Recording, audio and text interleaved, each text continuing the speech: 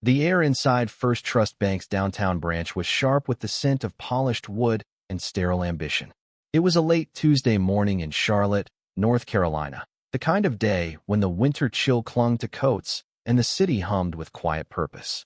The lobby's marble floor gleamed under fluorescent lights, reflecting the rigid order of a place where wealth was measured in numbers and appearances. Behind the main counter, Evelyn Carter stood with her arms crossed, her navy blazer pressed to crisp perfection. Her name tag, pinned like a medal, declared her authority. She was 42, a veteran teller who sized up clients with a glance, shoes, posture, skin, and decided their worth before they spoke. Evelyn's eyes flicked to the glass doors as they swung open. Her lips tightened. A black woman stepped inside, her presence soft but deliberate. She wore a faded gray trench coat, buttoned against the cold, and modest black flats, scuffed at the toes. Her hair, neatly braided with threads of silver, was pinned back. She carried a worn leather folder under one arm, clutching it like a lifeline. Evelyn's gaze swept over her, lingering on the coat's frayed hem, the shoe's dull shine. She tilted her head toward Lisa, the teller 2 counters over, and muttered, loud enough for the woman to hear, "Looks like someone took the wrong bus to Uptown." Lisa didn't respond. Her fingers paused on her keyboard, but her eyes stayed down. The woman, unfazed or perhaps practiced in ignoring such slights, approached the counter with measured steps. She stood silently, waiting, though the lobby was empty. Evelyn ignored her, typing with exaggerated slowness, her nails clicking theatrically. Minutes dragged. The woman remained still, her posture calm, her eyes watchful. Finally, Evelyn looked up, her expression blank. "Can I help you?" she asked, her tone implying the woman was wasting her time. The woman spoke softly, introducing herself as Clara Mitchell. She needed access to an existing account and slid her folder across the counter. Evelyn didn't touch it. Instead, she glanced at Clara's shoes again and muttered, "Dollar stores getting bold these days." She took the folder with 2 fingers, as if it might contaminate her, and flipped through the documents carelessly. Clara waited, unmoving. Evelyn held a page to the light, squinting as if it were counterfeit, then asked for another ID. Clara produced a pristine government-issued card. Pristine. Evelyn snatched it, said she'd need a copy, and vanished into the back. There, she sipped coffee and scrolled her phone, leaving Clara standing. When she returned, she slid the ID back with a flick, letting it teeter on the counter's edge. As Clara reached for it, Evelyn smacked her hand quick, sharp, a deliberate sting. The sound echoed. Lisa flinched. A security guard shifted his stance. Evelyn smoothed her hair and smiled, a venomous curl of the lip. Across the lobby, Evelyn served other clients with warmth. A man in a tailored suit was greeted by name. A woman with a designer purse was offered tea. Meanwhile, Clara stood invisible, her folder untouched. Evelyn called out a mangled version of her name, Clara Mitchum, dragging the syllables into a mockery. Clara rose without comment, her steps soft but steady. At the counter, Evelyn tapped a pen against Clara's nails, each tap a small cruelty. "Let's make sure you can read these forms," she said, her voice dripping sarcasm. "Unless you need help?" Clara opened her folder, aligning the documents with ritualistic care. Evelyn wasn't done. She held a page up, smirking, and read aloud. "Account consolidation request, signed by Mitchell." "Sounds fancy." She leaned closer. "These accounts don't usually belong to walk-ins. You got permission for this." Her words were a challenge, daring Clara to falter. Clara didn't. She handed over a notarized letter. Evelyn skimmed it, shrugged, and tossed it aside. "If this checks out, we'll call you. Assuming your email works." Another jab. Clara nodded, her silence a wall Evelyn couldn't breach. Evelyn waved her toward the door. "That's all." Clara didn't leave. She sat near the exit, sunlight cutting across her lap, her folder beside her like a verdict waiting to be read. In the break room, Evelyn laughed with colleagues, mocking Clara's cheap coat and serious act. She didn't notice the new hire, Jenna, wincing at her words. The branch manager, Robert Hayes, entered, tablet in hand. Evelyn boasted, "Handled that mix-up. No scene, no complaints." Robert nodded. "Good. We can't let just anyone think they qualify for high-tier accounts." Clara sat, watching the lobby with eyes that missed nothing. Her silence wasn't surrender, it was strategy. Evelyn, oblivious, scrolled her phone, already dismissing the woman as irrelevant. But Jenna, curious, opened the bank's secure portal and typed Clara's name. The screen loaded. Clara M. Mitchell. Primary beneficiary, Mitchell Family Trust. Valuation, $2.1 billion. Jenna's breath caught. She looked up, but Evelyn was laughing by the copier, unaware that the truth was about to unravel. Jenna's heart thudded as she stared at the screen. The Mitchell Family Trust wasn't a myth or a typhoid was real, sprawling across 28 accounts in 6 banks, with First Trust as the primary administrator for North American operations. Clara Mitchell wasn't a fraud. She was the sole heir, wielding executive control over $2.1 billion. Jenna's eyes darted to Evelyn, still chuckling by the copier, oblivious to the bomb ticking in the database. Robert Hayes had retreated to his office, his door half closed. The lobby hummed with routine, but Jenna felt the air shift, heavy with the weight of what she'd uncovered. She hesitated, her finger hovering over the keyboard. She was new, barely 3 weeks at the branch, still learning the unspoken rules of loyalty and silence.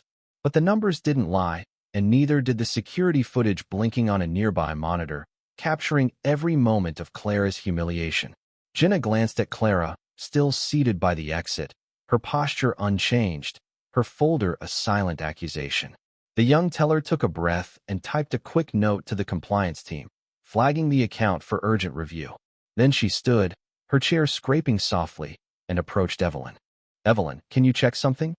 Jenna's voice was steady but tight. Evelyn raised an eyebrow, mid-sip of her coffee. "What now?" she asked, her tone laced with annoyance. Jenna lowered her voice. "The name Clara Mitchell. I found her in the estate ledger. It's big. Big." Evelyn snorted, setting her mug down. "Big? Sweetie, people fake names like that all the time. Probably saw it on some TV drama." She waved a hand, dismissing the idea. "Don't waste your time." Jenna persisted. "It's not fake. The trust is valued at $2.1 billion. She's the primary beneficiary." Evelyn's smile faltered, but only for a second. She leaned closer, her voice dropping to a patronizing whisper. "Listen, you're new. You'll learn. People come in here with stories, thinking a neat folder makes them somebody. That woman," she gestured toward the lobby, "she's not $2.1 billion. Trust me." Before Jenna could argue, Robert emerged from his office, summoned by the faint buzz of their conversation. "What's this about?" he asked, his eyes flicking between them. Evelyn smirked, turning her monitor toward him. "Jenna thinks our walk-in is some kind of heiress. Clara Mitchell, like she just stepped off a private jet." She laughed, but it was thinner now, less certain.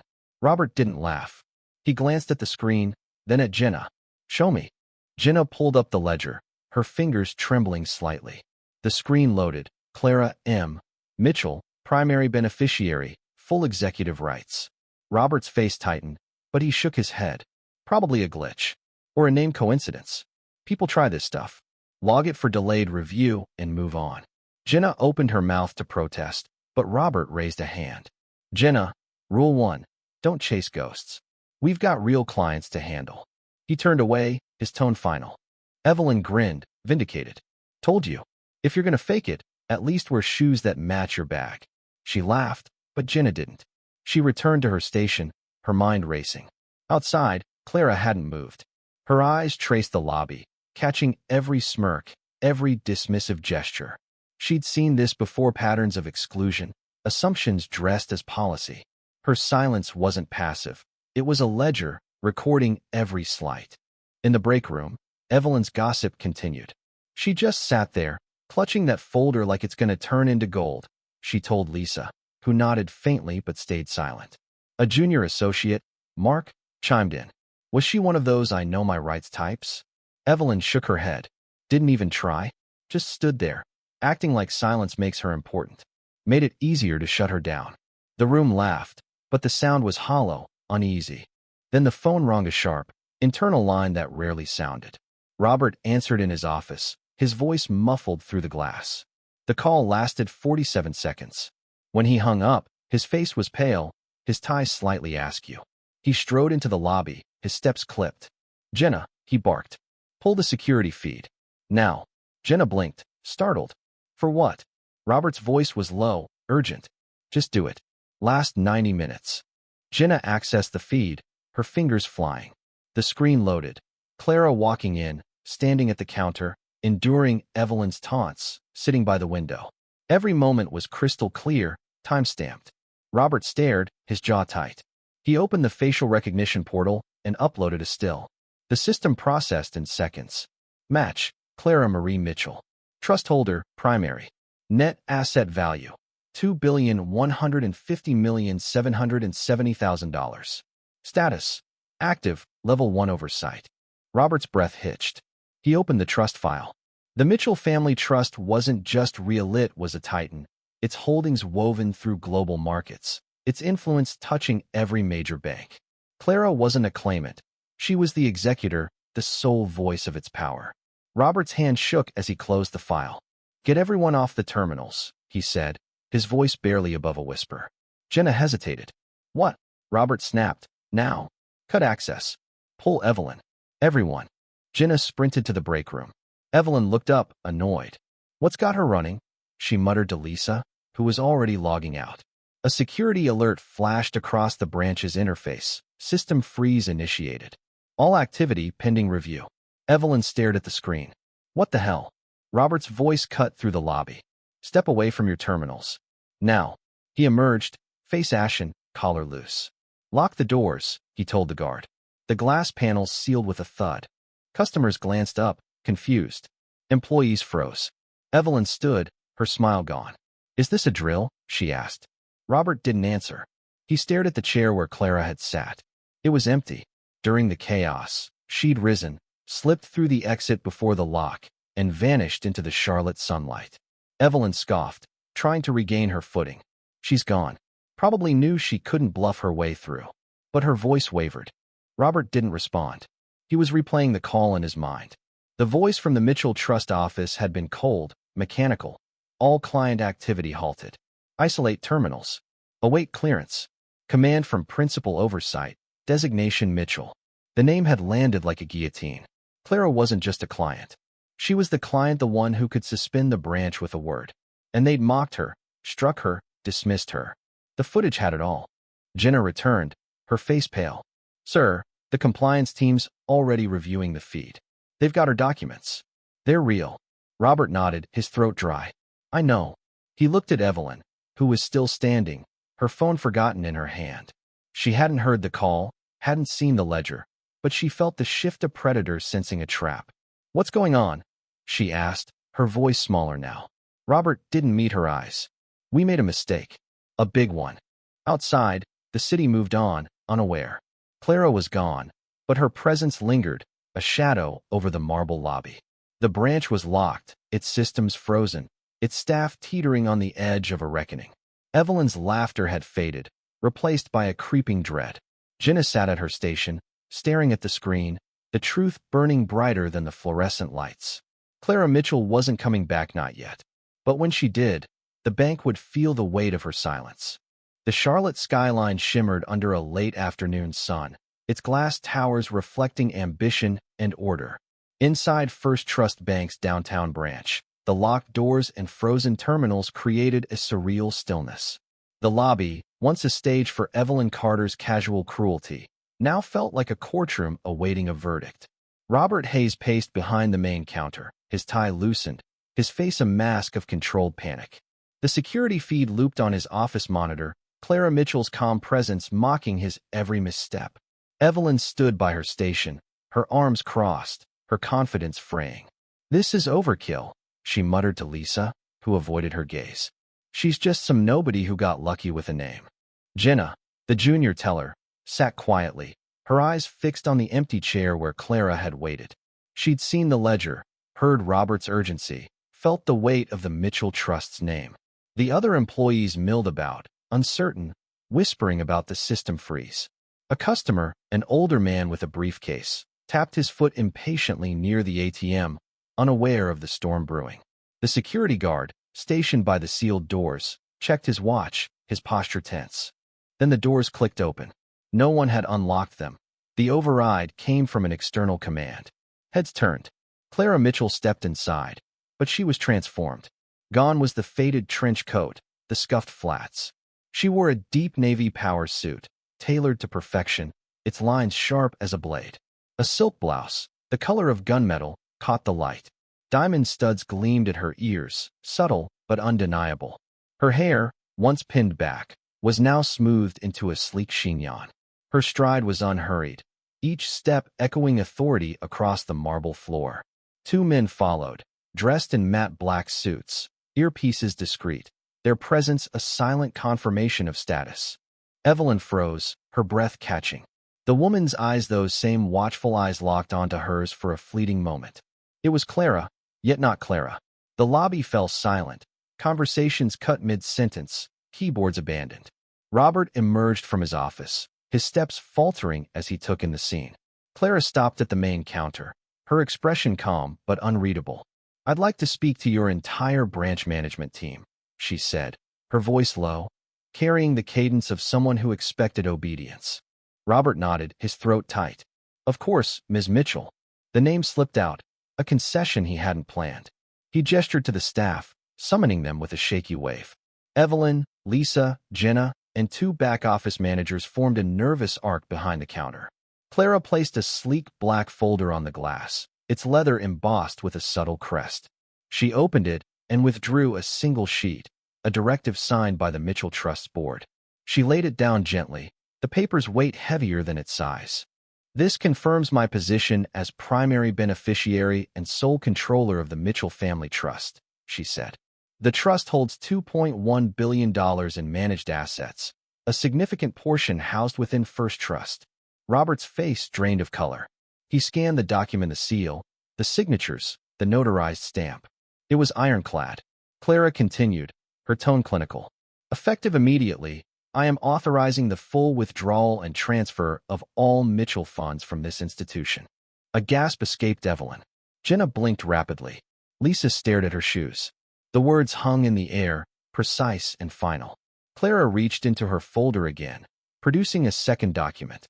"This is a formal notice of legal action for racial discrimination, misconduct, and ethical violations under federal banking statutes."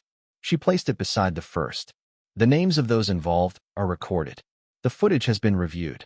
Timestamps, audio, and visuals are with my legal team. This is not a negotiation." Robert stepped forward, his voice trembling.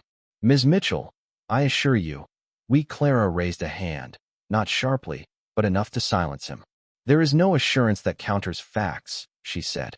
"Yesterday, I entered this branch with valid documentation, a verified identity, and a peaceful demeanor. I was mocked, dismissed, insulted, and physically struck. Not one employee intervened. Not one showed integrity." Her words landed like a gavel. Evelyn opened her mouth, but no sound came. Robert glanced at her, then back at Clara. "We were unaware," he began. Clara tilted her head. "You were told. You were given documents. You chose not to see them.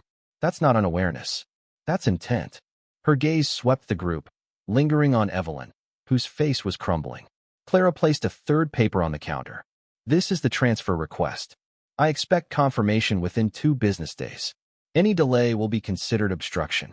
Robert nodded stiffly, his authority gone. The lobby was a tomb, customers and staff frozen, absorbing the magnitude of Clara's power. Jenna watched, not with fear, but awe.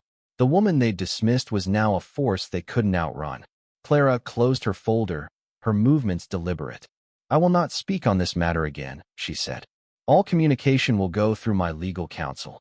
She turned, her escorts falling into step, and left the branch as silently as she'd entered. The doors closed behind her, and the lobby erupted. Robert barked orders, sending staff to secure files and log out of systems. Evelyn stood rooted, her hands shaking. "This can't be real," she whispered, but no one answered. Jenna slipped back to her station, her mind replaying Clara's words. The security guard unlocked the doors, but the branch felt sealed differently, trapped by its actions. By mid-afternoon, the Internal Review Board convened an emergency session. Robert and Evelyn were summoned to separate compliance hearings, each facing a legal team from the Mitchell Trust firm. The questions were relentless. The footage was damning, every smirk, every insult, every tap of Evelyn's pen against Clara's nails.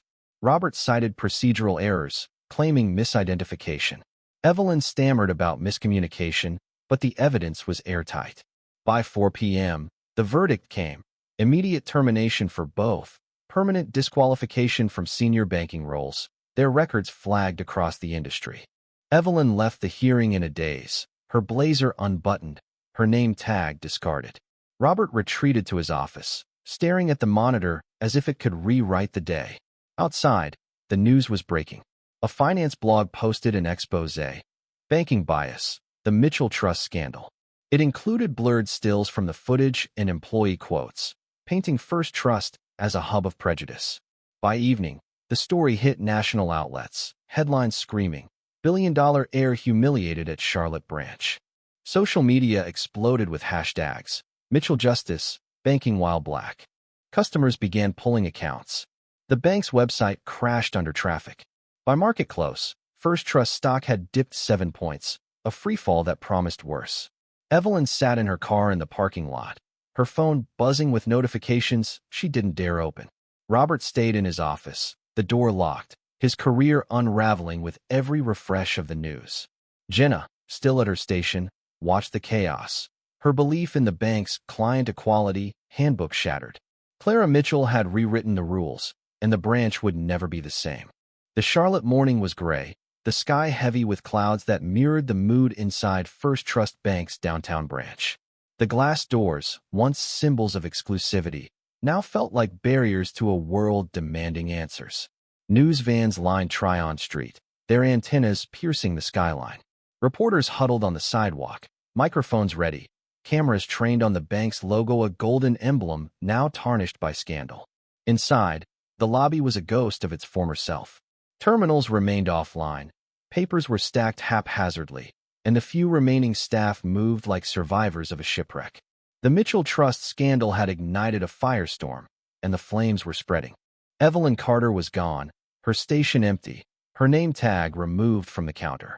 She hadn't returned since her termination the previous afternoon. Her apartment, a sleek condo in the South End, was now a fortress of drawn blinds and unanswered calls. Her phone, once a lifeline to colleagues and social media, was silenced by a flood of hateful messages. Screenshots of her smirking face from the security footage circulated online, paired with captions like, "This is privilege in action." Her LinkedIn profile, once a polished showcase of ambition, was buried under comments calling her a bigot. She sat on her couch, staring at the TV, where a news anchor dissected the scandal with clinical precision. First Trust Bank faces a $3.7 billion loss in market value after discriminating against Clara Mitchell, heir to a $2.1 billion trust. Robert Hayes fared no better. He'd locked himself in his office overnight, ignoring the knocks of concerned staff. His desk was littered with empty coffee cups and crumpled memos from corporate. His career, built over 2 decades of handshakes and boardroom deals, was rubble. He'd been removed from 3 banking associations by dawn, his name erased from conference rosters. A mobile billboard, parked outside his gated community in Myers Park, looped his image with the text, "This is who they hire."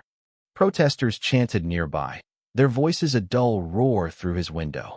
Robert's phone buzzed with a single text from a former mentor. "You should have known better." He didn't reply. Jenna, the junior teller, clocked in reluctantly, her idealism replaced by a quiet resolve. She'd spent the night replaying Clara's Return the Navy suit, the diamond studs, the voice that silenced a room. Jenna had been the only one to question the dismissal of Clara's identity, but her warning had come too late. Now, she sorted through compliance forms, her hands steady but her mind turbulent. Lisa, the silent teller, worked beside her, her eyes red from sleeplessness. "I should have said something," Lisa whispered, breaking her usual reserve. Jenna nodded but didn't respond. Guilt was a shared burden now.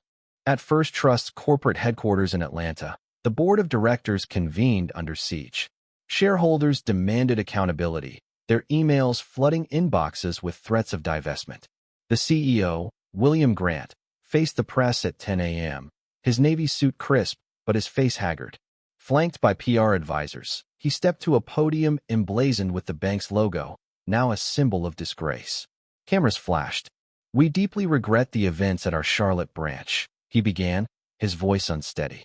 What Ms. Mitchell experienced was unacceptable and misaligned with our values. The room was silent, the air thick with skepticism. He continued, "The involved personnel have been terminated. We're cooperating with legal proceedings and establishing an oversight committee to review discrimination protocols." His final words detonated the room. Effective immediately, I am stepping down as CEO of First Trust Bank. Reporters surged, shouting questions. The announcement, replayed across networks, marked one of the swiftest executive collapses in banking history. By noon, First Trust stock plummeted another 12 points, a $4.2 billion hemorrhage in 48 hours. Institutional partners issued statements, distancing themselves. Clients, from small businesses to pension funds, began transferring assets to competitors. The bank was bleeding, and no press release could stop it. Back in Charlotte, the branch remained under lockdown, its operations suspended by the Mitchell Trust directive. Compliance officers from the trust's legal team arrived, their briefcases stuffed with affidavits and footage logs. They interviewed staff, their questions sharp and unrelenting. Jenna answered honestly, detailing Evelyn's actions and Robert's dismissal of her warning. Lisa, trembling, admitted her silence, her voice breaking as she described Evelyn's pen tapping Clara's nails. The other managers, caught on tape ignoring Clara's documents, offered weak excuses that crumbled under scrutiny. Outside, the public's fury grew. Social media platforms buzzed with Mitchell justice, trending alongside clips of Clara's calm exit from the branch. A viral post from a Charlotte activist read, "Clara Mitchell didn't raise her voice, but she brought a bank to its knees." Comments poured in, some praising her dignity, others debating the systemic bias baked into institutions like First Trust. A counter-narrative emerged, with a few defenders claiming Evelyn and Robert were just doing their job under pressure. The argument sparked heated threads, dividing users over whether the bank's actions were deliberate racism or procedural oversight. The debate fueled engagement, keeping the story alive. Evelyn, isolated in her apartment, couldn't escape the noise.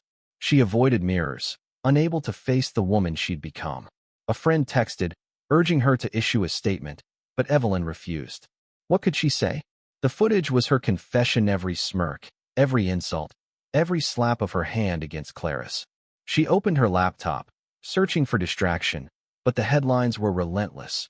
Bank tellers' bias costs billions. She closed it, her hands shaking. Her family, once proud of her rise, called sparingly, their voices strained. "Maybe you should lay low," her sister suggested. Evelyn didn't argue. Robert, meanwhile, faced his reckoning. He drafted a resignation letter. Though it was redundant, his termination was already final. He sat at his desk, staring at a photo of his wife and daughter, taken at a banking gala years ago. His wife had stopped answering his calls last night, her silence louder than any argument. He opened a drawer, pulling out a notepad, and began writing. Not a defense, but a letter to Clara Mitchell. "I saw you," he wrote, "and I chose to look away. I failed you, and I failed myself." He didn't expect a reply, but the act of writing was a tether to something he'd lost accountability. By evening, First Trust issued a public apology, promising reforms, mandatory bias training, a diversity task force, and a $10 million fund for community initiatives. The statement, posted on X, drew mixed reactions. Some praised the bank's swift action, others called it damage control, pointing out the reforms came only after Clara's legal threat.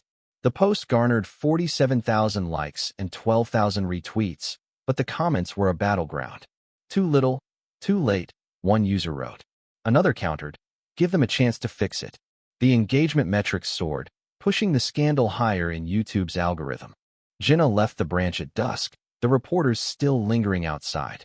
She walked to her car, her mind heavy with the day's events. Clara Mitchell hadn't just exposed a bank. She'd exposed a truth Jenna had been too naive to see, that fairness was a policy, not a guarantee. As she drove home, a radio host discussed the scandal, asking listeners, "Is this one bad branch, or is the whole system rotten?" Jenna didn't have an answer, but she knew she'd never look at her job the same way again. In a quiet office miles away, Clara Mitchell sat with her legal team, reviewing the transfer of the trust's funds. She hadn't watched the news or checked social media. She didn't need to. The weight of her actions was enough. Her silence had spoken, and the world had listened. But the story wasn't over. The bank's collapse was just the beginning spark for a reckoning that would ripple far beyond Charlotte. The Charlotte skyline glowed under a crisp dawn, its towers standing as silent witnesses to the upheaval that had shaken First Trust Bank. 2 weeks had passed since Clara Mitchell's departure, but her presence lingered like a verdict etched into the city's memory. The branch on Tryon Street was open again, its systems restored, but the lobby felt hollow. Customers moved cautiously, their transactions brisk, their eyes avoiding the main counter where Evelyn Carter had once reigned. The scandal had left scars on the bank, its staff, and the community that watched it unfold. Evelyn was a shadow of her former self. Her South End condo, once a showcase of ambition, was now a prison of regret. She hadn't left in days, her phone off, her social media accounts deleted. The news cycle had moved on, but the internet hadn't. Her name was a cautionary tale, her face a meme for privilege gone wrong. She sat at her kitchen table, a notepad open, her handwriting shaky. She wasn't writing a defense or an apology for the cameras, she was listing moments. Every smirk, every jab, every time she'd chosen cruelty over curiosity. The list was long, and it broke her. One evening, driven by a need she couldn't name, Evelyn tuned into a local news channel. A journalist, known for her unflinching interviews, sat across from an empty chair. Evelyn's breath caught, she knew what was coming. The segment began, and there she was, not in her pressed blazer but in a borrowed jacket, her makeup minimal, her hands trembling around a glass of water. The interview had been filmed days ago, a decision she'd made in a haze of guilt. "I didn't see her," she said, her voice cracking. "Not because she wasn't there, but because I refused to believe she could be real. I reduced her to a stereotype before she spoke."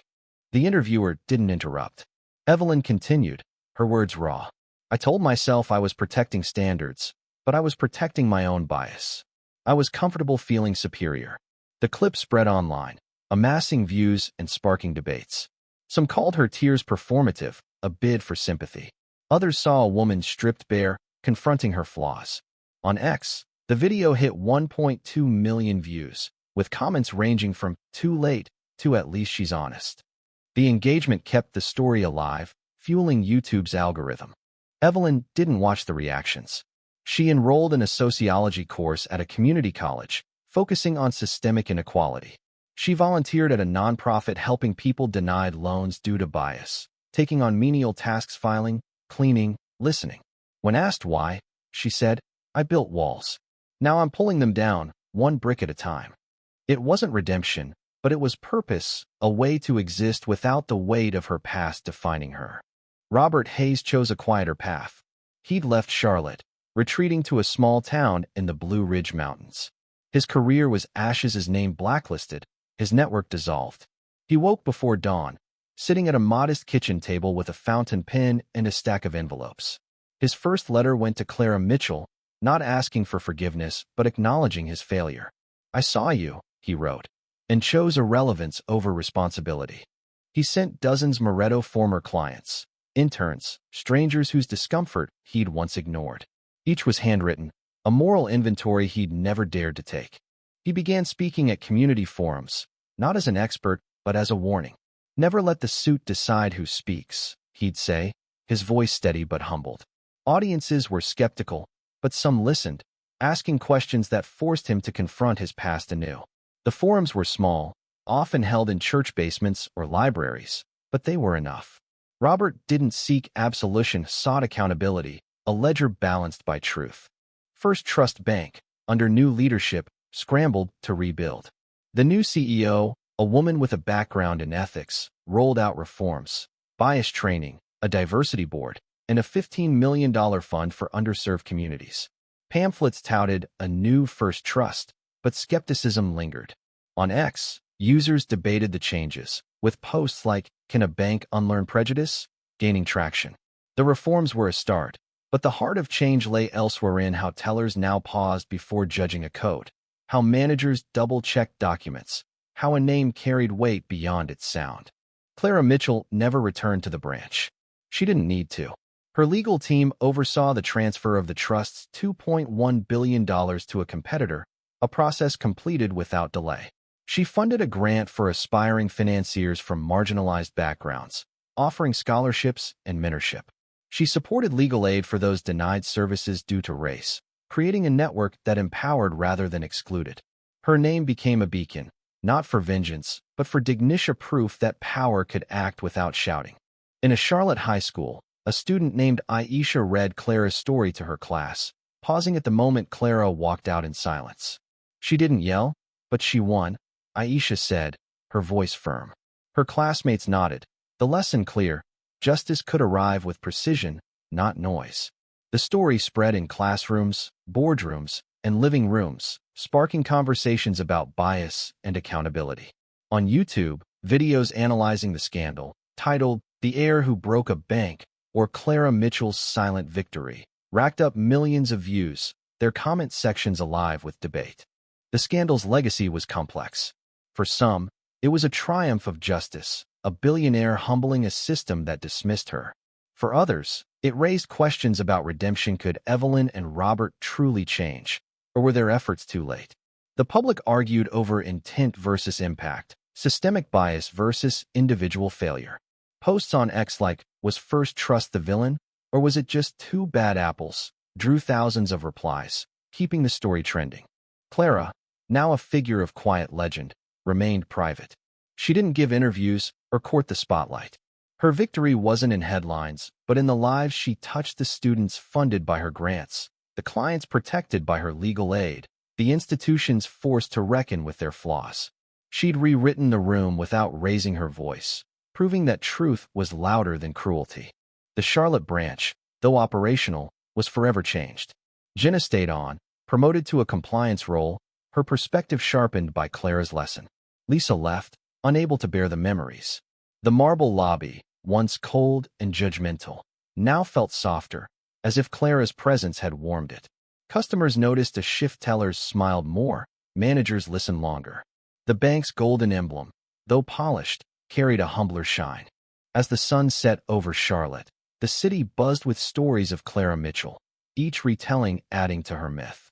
She was the woman who walked away, the heir who didn't need to shout, the force who proved that dignity could topple empires. Her silence had spoken, and the world would not forget. This story of Clara Mitchell is a powerful reminder of the cost of bias and the strength of quiet resolve. It challenges us to confront uncomfortable truths about privilege, power, and accountability. What moment hit you hardest: Clara's unwavering dignity, Evelyn's fall, or the bank's collapse? How do you view the role of violence and injustice in our daily lives? Share your thoughts in the comments below, and let us know where you stand. Your voice matters. Join the conversation and help keep this story alive.